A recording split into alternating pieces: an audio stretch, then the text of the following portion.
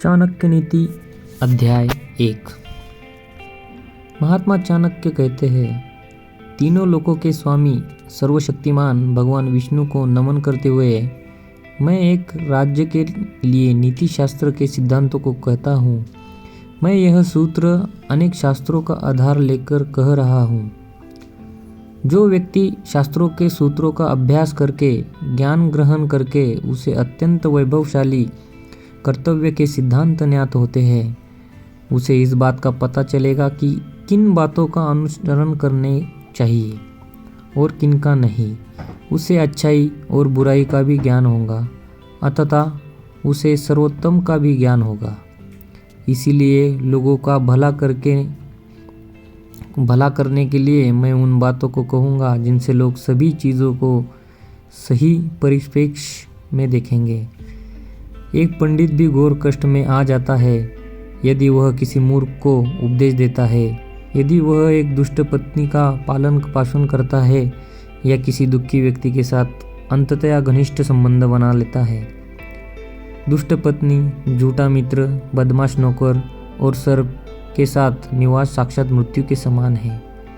व्यक्ति को आने वाली मुसीबतों से निपटने के लिए धन संचय करना चाहिए। उसे धन संपदा त्याग कर भी पत्नी की सुरक्षा करनी चाहिए।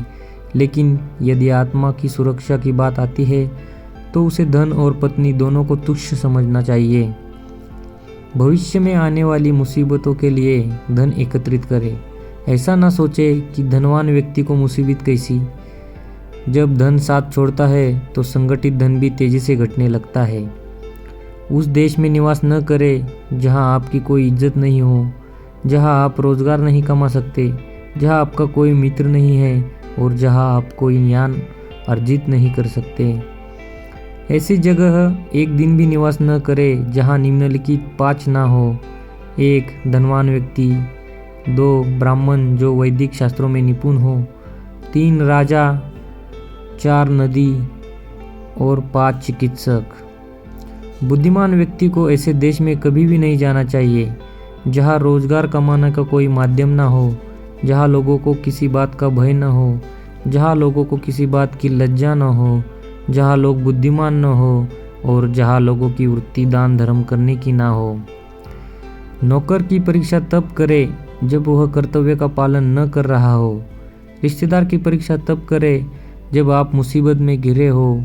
मित्र की परीक्षा विपरीत परिस्थितियों में करे और जब आपका अच्छा वक्त न चल रहा हो तब पत्नी की परीक्षा करे।